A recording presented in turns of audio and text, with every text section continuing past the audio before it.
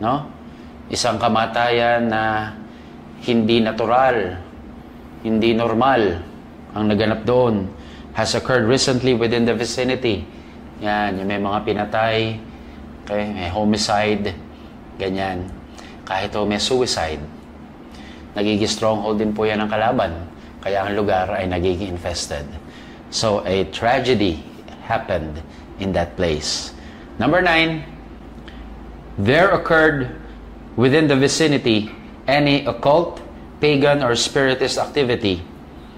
Examples of these are feng shui, witchcraft, sorcery, spirit questing, padugo, and seance. Meaning, sa lugar na yon, may mga ginanap na, alam niyo naman daw, Ouija board, no? Spiritism, at yung may naglaro ng Spirit of the Glass. Yan, nagiging infested din po yung lugar. Kapag yung lugar ay pinafeng shui, okay?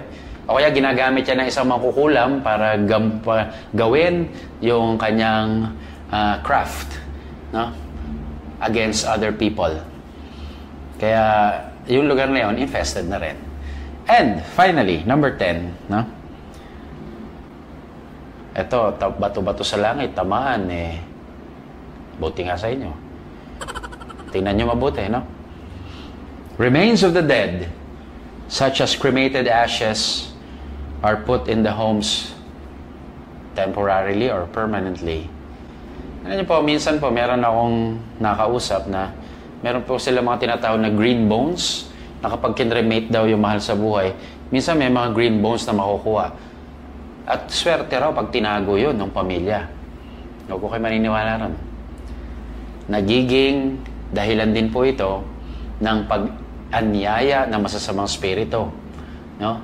Because yung pong remains o yung cremated ashes, no, na nasa urn, they must be put in columbaries, no?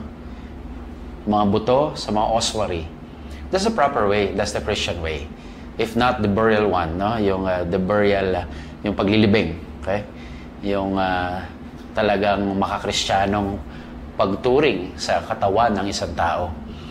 Kaya ingatan niyo po na manatili ito sa mga tahanan. At sabihan niyo po yung mga kaibigan, yung may kilala kayo na kailangan asikasuhin niyo na ito'y mailagay sa dapat na paglagyan. Okay? Maaring 10 lamang ito, pero ilan lamang po ito sa mga dahilan kung bakit may mga infestation. Sana po balik-balikan itong video na ito at pag-aralan po ninyo, tingnan nyo, no? Kung may mga ilan dito ang ating nagagawa o dili kayo napapanatili natin sa ating bahay. So para po sa episode na to, yan po ang unang extraordinary demonic activity, infestation. And sana po sa atin pong pamumuhay, lagi nating maisaisip na Diyos lang mahalaga na. Sa katunayan, siya lang ay sapat na. Kung kaya't ang iba't ibang mga bagay na pinapasok natin sa tahanan, mga pampaswerte, at ano pa man na sa tingin natin magdadala sa atin ng kayamanan, pag hindi ho maka-Diyos, talaga pong hindi kailangan yan. Kaya po, sa Diyos lang tayo umasa, sa Diyos lang tayo kumapit, at nawa, protektahan po ng Diyos ang bawat tahanan dahil mahalaga po na tayo ay malayo sa kalaban. So keep on praying, no? Praying to God alone and not seeking help from other powers. Okay? Kaya po, yan ang paalala ko po sa inyo ngayon. And this is the Catholic way. Hold on to God, but only to God.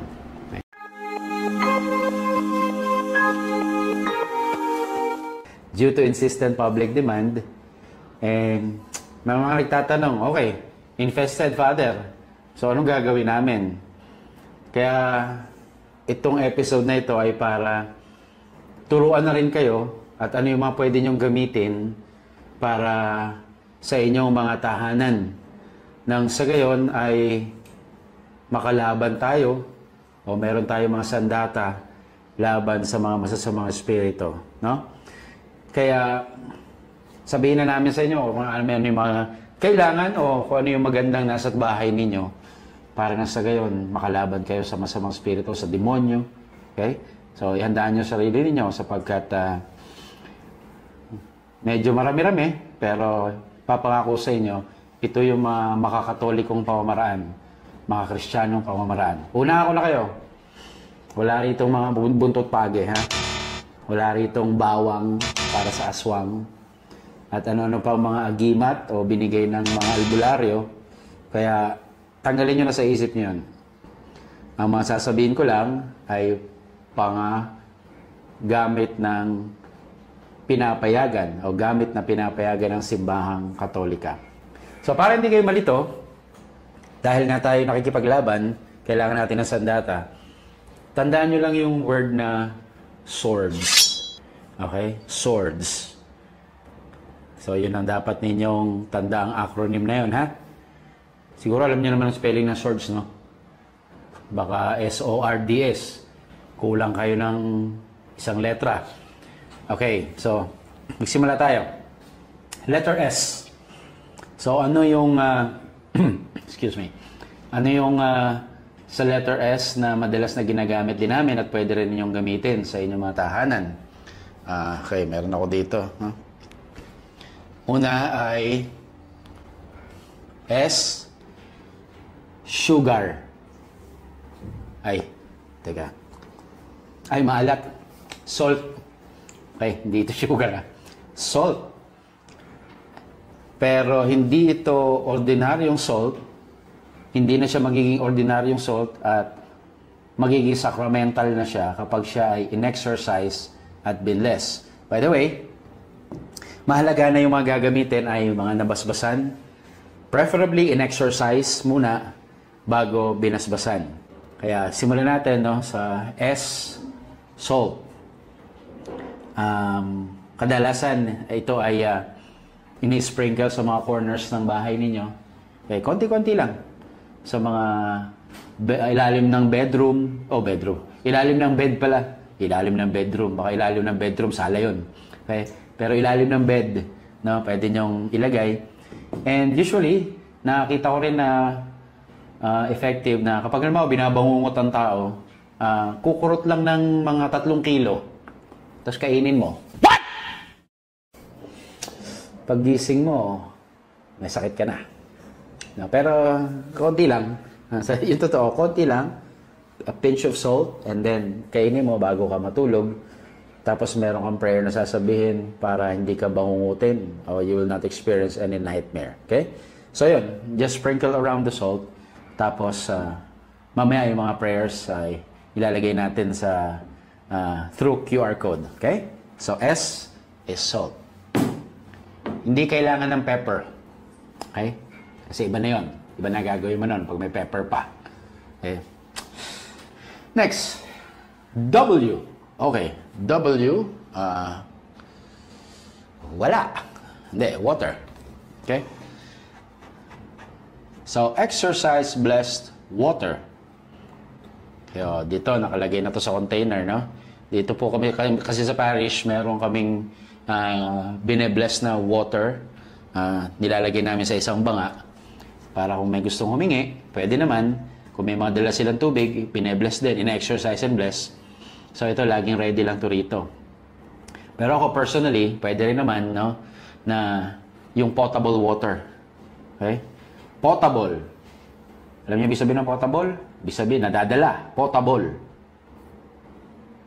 Hindi. Portable yan. Potable, ibig sabihin, naiinom. Okay? Naiinom.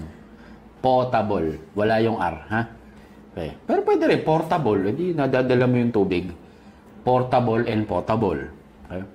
And when I say potable, talagang, literally, you can drink the exercise blessed water. And sometimes, for exorcism, pinaghahalo yung salt, pati yung tubig.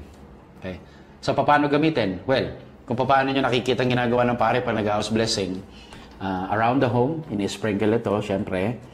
Okay? Tapos, kahit sa labas ng tahanan, okay, you can use the exercise blessed water. Rinig nyo yan? May misa, no? Okay? Ganito kami dito eh. Nagmimisa kami. Kasi kami Katoliko. Okay? So, alam nyo, Katoliko kami, no? That's water. Oh! Ito, isa sa mga paborito ko to. Yan. olive oil, or shall we say, extra virgin olive oil. EVU. Okay? So, hindi nyo ito makikita kung saan, ano? Goya Organics. Kaya, Goya. Baka naman. Okay. Alam nyo, sa grocery store kasi maraming mga olive oil na dali, consecration yata yun. Pero okay lang. Maraming mga olive oil na naglalabasan. Pero ako na-discover ko ito at na-research ko rin na isa sa mga top 5 olive oil brands in the whole world. No? Siguro during the time na na-research ko. And kasi para sa akin, mas maganda kung talagang authentic na extra virgin olive oil. No? Kaya ito, tinitipid ko ito. Okay? At dinadala-dala ko rin sa mga exorcism ko. Pero minsan ay nire-require ko rin yung may-ari ng bahay na bumili ng kanyang extra virgin olive oil. No? But this, I bring this especially kung halimbawa, talagang alam ko na matinding kalaban halimbawa sa tao. No? Kasi para sa akin, yung olive oil, nagtatagal po dun sa lugar.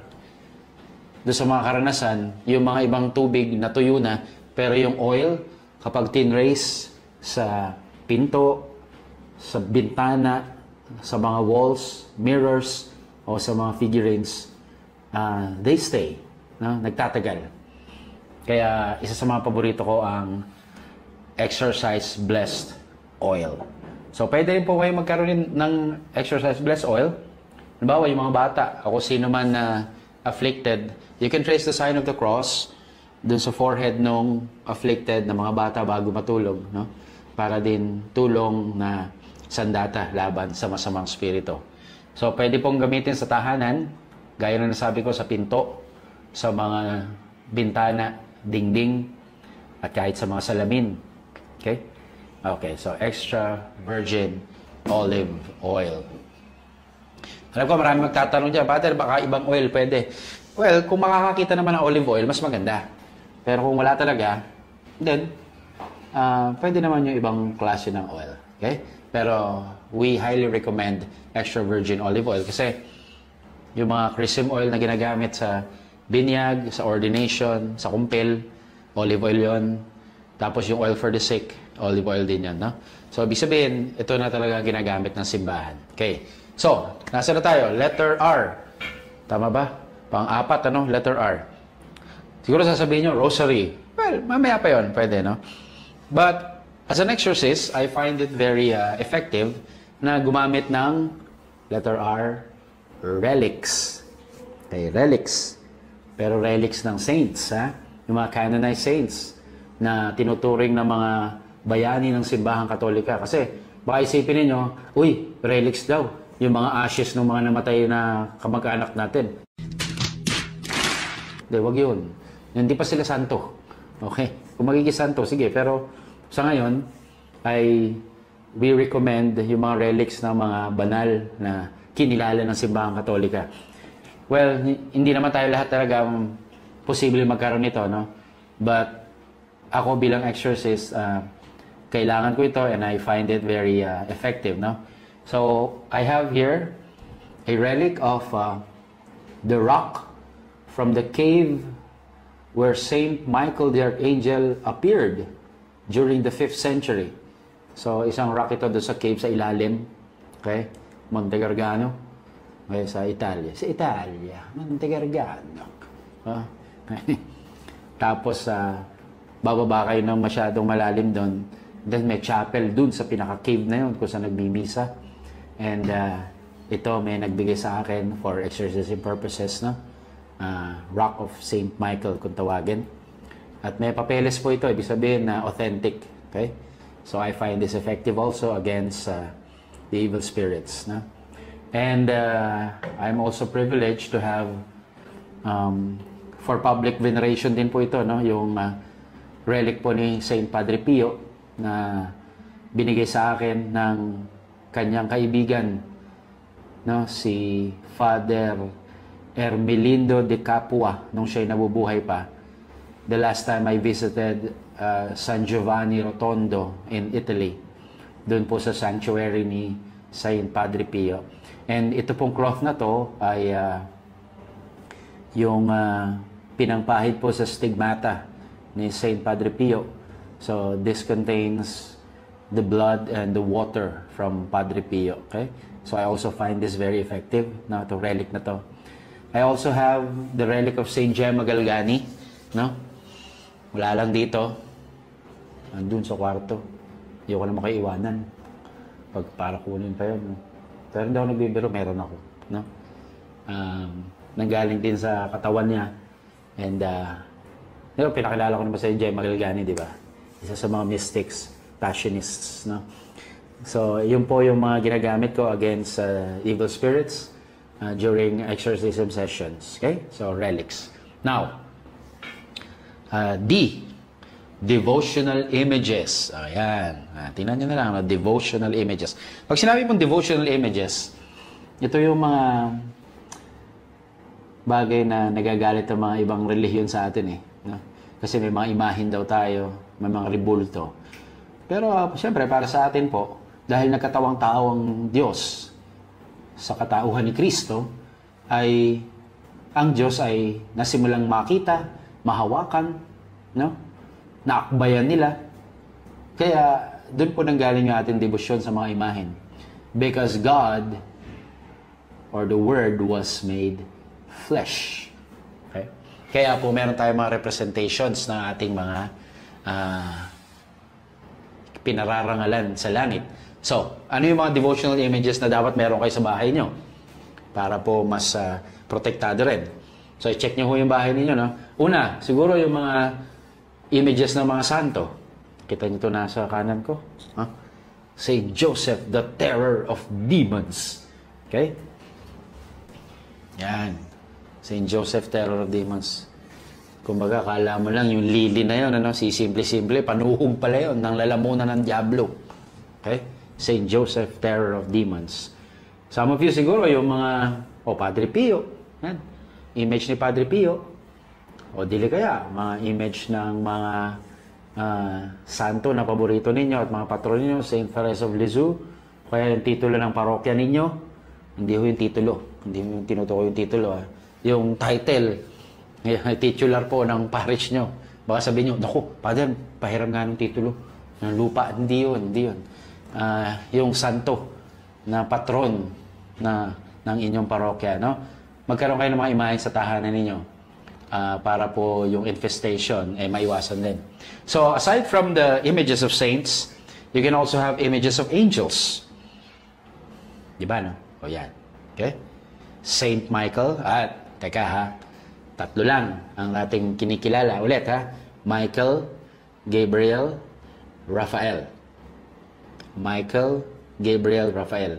Dati may nagtanong, Father, bakit iba yung nakalagay sa screen? Michael, Gabriel, Raphael. Ang sinasabi mo, Miguel, Raphael, at Gabriel. Ay, pareho din na yun. O yun, masyado kang masyado namang stricto. No? Okay? So, yun lang po ang kinikilala. So, aside from images of saints, images of angels. And then, syempre, huwag mawawala ang imahin o larawan ng Birheng Maria. Okay? Marami namang mga Marian titles eh. Dito sa kanan ko, my favorite, Our Lady of Guadalupe. No? At tinan nyo yung mga ibang imahin pa ni Maria. Okay, yan. Kirk, ha? Kirk. Okay, sa Guadalupe, Fatima, Lourdes. Yan. Ano pa ba? Marami kayong mga alam dyan. Perpetual Help, no? Immaculate Heart of Mary. Basta kahit anong Marian image, Marian picture, ay siguraduhin lang na si Maria yon. Okay? Ano pa? Of course, finally, the image of, a devotional image of our Lord Jesus Christ. Okay? So marami rin mga paborito tayo mga imahe ni Kristo. Nandyan yung Christ the King, nandyan yung Divine Mercy, Sacred Heart, and one of my favorites, Santo Niño. Ayan. Okay? Santo Niño. Ako ang Santo Niño. Nasangiban yata ako Ulit nga. So, yung santo. So, images ng Panginoong Jesus. Tika. May sanib ako. Pero hindi ko sumasanib ang Diyos, ha? Nagbibiro lang ako. Okay? Kasi yung kwento yun Ako ang Santo Niño, pahingi ng kinde.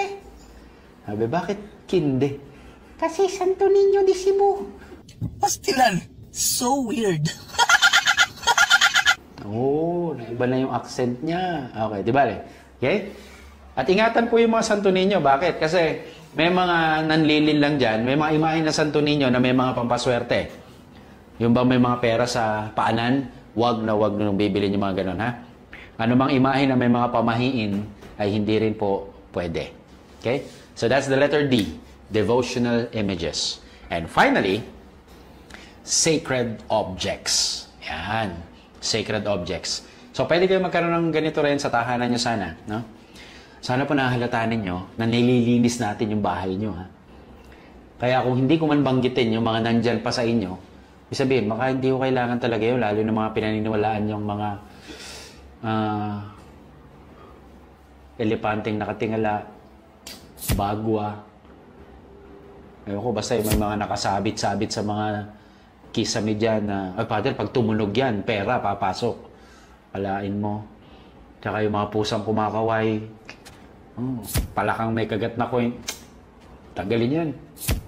Meron pa yung mga arwana, no? Arwana ba yun? Yung malaki isda na ganyan. Tapos, yung mga ibang mga animals na, year of the ganyan. Year of the ganyan. Okay? So, hindi ko binabanggit yun. Kababanggit ko nga lang, no? Pero ibig sabihin, hindi ko nire-recommenda. Okay. So, sacred objects. So, ano yun na ginagamit namin sa exorcism? Una, you can have exorcise-blessed candles. Candle. Okay? At alam niyo po, kapag in-exorcise at biniless yung candle, kahit po hindi sindihan, sa dasal po kasi, kahit kung saan ito nakalagay, ay napoprotektahan po yung kwarto and even the whole house. Okay? So, exorcise-blessed candles. Ano pa? I also have here exorcise-blessed yung para po sa incense. Incenso. Okay. Saan magaling ito? Rome. Romblon. Hindi. Jerusalem mo ito. Galing sa Jerusalem. Okay? So, exorcise-blessed din ho ito. Kaya ginagamit ko rin po, lalo na kung matindi yung manifestations, no? So, you can also have exorcise-blessed incense. Lalagyan nyo lang sa uling po. Tapos, yun na. Okay? Ano pa meron tayo dito as sacred objects? Okay. Of course, the Holy Rosary. Okay? Nagtanong sa akin, Father, pwede bang ikwintas yung rosary? Well, kung gusto mo ikwintas, di magdasal ka ng gumaganon. Okay? Pero hindi talaga yung kinukwintas. Okay? Mas maganda, lagay mo sa bulsa mo, o kung meron ka lalagyan nito, tapos dasalin mo. At binabalaan ko kayo, hindi ito mga anting-anting, no? Nagagano, rosary, matakot ka. Hindi po ganon. Okay? Mas effective po, laban sa masamang spirito, yung pagdarasal nito. No? It is blessed, yes. In itself, it has a blessing and a grace. But the praying of it, okay, is much more effective against the evil one. Meron din ako ditong scapular. So, sa mga nag-wear sa inyo ng scapular, okay yan. Okay? Huwag nyong tatanggalin as much as possible para masakal kayo. Hindi naman. Para maprotektahan din kayo. But make sure it is blessed, no? Scapular. Okay? Benedictine medals and Benedictine crosses. Okay? Okay. I am wearing one. At kung meron kayong sinusuot na plain Benedictine medal lang, okay lang din yan. Maganda yan. Okay? Meron po akong kaibigan, shoutout kay Ronnie Season, na meron siyang Benedictine medal na ang kabila ay Saint Anthony of Padua. Sabi ko, wow. Sabi ko, ganda nito. Lakas dalawang santo. Antonio de Padua at Saint Benedict. Okay? So, if you are wearing one, have it exercised and blessed. Mahalaga po yan. What else? Sacred objects. Of course, the Holy Scriptures. I have here the Word on Fire Bible. Okay? Galing po sa version ng NRSV. Yung po, Catholic edition po yun, no? New Revised Standard Version. Okay? So, sana po may Bible po sa bahay ninyo, no? Tingnan nyo kung may Bible kayo. At kung malikabok, punasan nyo. Ibig sabihin, hindi ho nagagamit. Bigyan ko kayo ng magandang kasabihan sa Bible, ha? Sabi ng professor ko, ang Bibliang sira-sira ay tanda ng buhay na kaaya-aya. Ibig sabihin, kaya sira-sira, ginagamit. Okay? So, your Bible, the Word of God, okay, ay matbisang pananggalang laban sa masamang spirito. Okay? They exercised blessed bell. Yan. Okay? Bell. Shout out kay Father Nante Tolentino kasi sa kanya galing ito. Tinanong niya ako, Father, anong gusto mong pasalubong galing sa Mexico, sa Guadalupe? Well, anything from Guadalupe. At napaka-providential naman. Napaka-palad ko sapagkat ang nakuha niya isang bell na may image ni Our Lady of Guadalupe and the crucified Jesus po dito, no? So I use this for exorcism kasi takot din ng diablo sa tunog ng bell, lalo na kung ito ay exorcise blessed. At kapag bagong taon, imbis na paputok ang gamitin, ito po ang pinapatunog ko. Exorcised blessed bell. Okay? And finally, of course, huwag mawawala ang crucifix sa inyong bahay, sa inyong kwarto, sa inyong cubicle. Okay? Kailangan meron po kayong crucifix. Tingnan niyo po ang inyong tahanan. Kung walang krus dyan, mag-isip-isip ka. Ano bang simbolo ang iyong sinasampalatayanan? Okay? So, crucifix. So mga kapatid, yan po ang swords at ang ating pananggalang laban sa masamang spirito and against infestation. If you have these things, kahit na hindi kompleto, of course, yung faith ninyo, napakahalaga pa rin. No? And as promised, no? Tingnan nyo lang po itong QR code na to. Okay? Dito po. Tingnan itong QR code na to. Okay? Tama ba yung kamay ko? Ewan ko, hindi ko alam kung saan ilalagay ni Kirk yan. Okay? I-scan nyo lang po yan. And it will direct you doon po sa prayer na pwede pong dasalin ng head of the family or anyone in the family before using the sacramentals.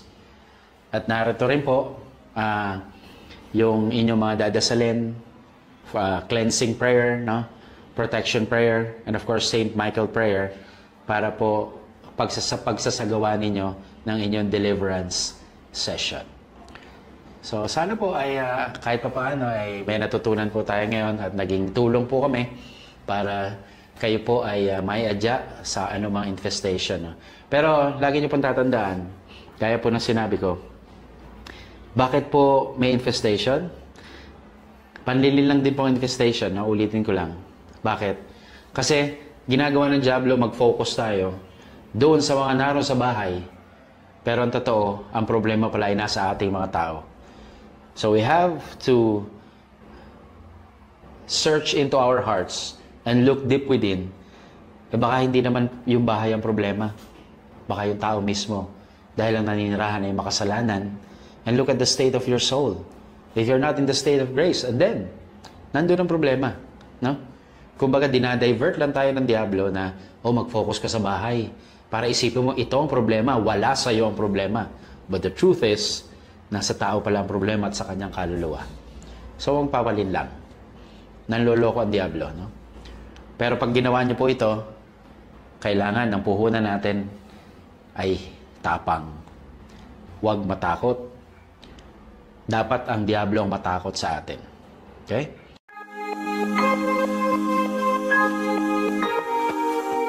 So, magpatuloy po tayo ng ating discussion on extraordinary demonic activity. So, yung una po ay infestation. Ang pag-atake ng demonyo sa mga bagay, sa mga lugar, at sa mga hayop. Ngayon po, medyo palalimin po natin, no? Hindi na po sa mga bagay, hindi na sa hayop, at hindi na rin sa mga lugar, kundi sa tao na. Sa tao. Sa atin, na mga mahal ng Diyos. Kaya, ang susunod po na uri ng tinatawag na extraordinary demonic activity ay yung tinatawag na oppression. So, ulitin natin, oppression. Ano yung oppression? Oppression, isang demonic activity or attack on a victim's exterior life. Kayong panlabas na aspeto ng buhay ng tao. At ano-ano yung mga tinatawag na mga panlabas na aspeto ng buhay ng tao na paborito ng demonyo na ginagambala, ginugulo, no? Tingnan natin po yung mga iba't ibang mga pagkakataon na nagiging pintuan ng Diablo para siya ay makapasok sa ating buhay. Una na po ay yung kalusugan, bodily health, ano? Yung health ng tao. Alam nyo, minsan mayroong mga pagkakataon, may mga pasyente at may mga biktima na magpapadoktor, magpapatest, kasi may mga nararamdaman sila, may mga complaints sila, no? Pero pag lumabas yung results, wala naman, negative sa anumang uri ng karamdaman. Pero may mga hindi mga kanais-nais na mga sakit sa katawan, no? So yun, no? Pag ganon, kadalasan we resort to the spiritual problem of the victim pagkatapos na ang doktor ay walang makitang dahilan kung bakit siya nagkakasakit.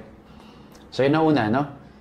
One source of oppression is the bodily health, na wala makita ang mga doktor ng dahilan kung bakit may sakit, may mga karamdaman pa rin sa kanyang sarili, kaya we conclude sometimes na the devil attacks our bodily health, yung kalusugan. Okay? So isa na yun.